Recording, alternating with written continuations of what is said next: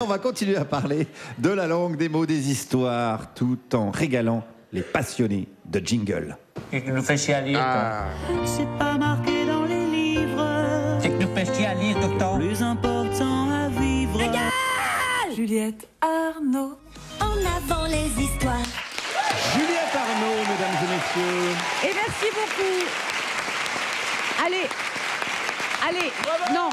Oui. Pierre-Emmanuel, ta gueule. Non, il faut vous taire parce que je vais vous faire une devinette et après vous n'allez pas comprendre, après personne ne va répondre. Dans l'opéra Don Giovanni de Mozart de 1787. C'est trop dur déjà. Attends, tu vas voir.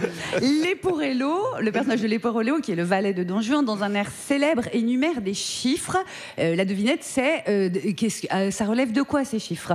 Il dit, en français traduit, en Italie 640, en Allemagne 231, une centaine en France, en Turquie 91, mais en Espagne déjà 1003, 1000 et très. C'est quoi, Lalia? C'est le nombre de conquêtes de Don Juan. Exactement. Déjà 1003 femmes que... Oui, Lalia, c'est la meilleure. Oui. Déjà 1003 femmes que son Faut faire maître... pareil pour toi, Emmerich. C'est qui Don Juan? Je connais pas. Moi. Allez. Déjà 1003 femmes que son maître Don Juan a eu, quand on parle une langue euphémisée, si on parle brutal, 1003 femmes qu'il a niquées. Ce qui fait que Don Juan, dans la langue des plus jeunes d'entre nous, a un body count stratosphérique. Body count, littéralement le comptage des morts sur un terrain de guerre, parce qu'en fait cette expression elle vient de là. Puis quand il y avait un film particulièrement sanguinolent, pareil, on regardait le body count des cadavres à l'image. Et puis après, il y a eu un glissement sémantique, donc, et c'est devenu le nombre de personnes avec qui tu as fait du hum-hum quand tu parles la langue de Ramzi Assadi, notre rédacteur en chef. On notera... C'est un enfant. On notera deux choses, que le corps baisé, le corps eu, le corps niqué est l'équivalent d'un corps mort. Et ça fait plaisir. Et que deux, un body count solide, c'est OK pour un mec et c'est pas OK, c'est cracra, c'est clairement infamant si t'es une femme. Don Juan pour les uns, pute pour les unes. Même si l'affaire n'est pas rémunérée parce que la précision, c'est pas leur truc.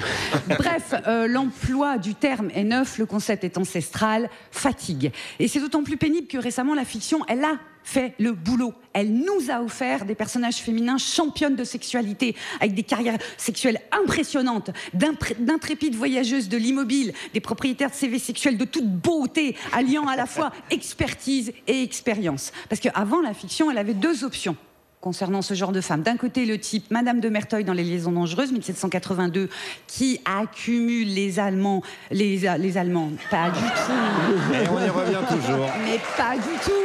On y revient. Enfin, peut-être. Oui. Peut-être. L'Europe, à ce moment-là, on se mélangeait beaucoup.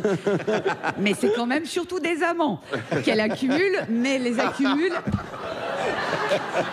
C'est la première fois qu'il comprend. On est d'accord que j'ai dit accumuler? Oui. Oui, c'est Ok. bon. Là, c'est Ok. bon.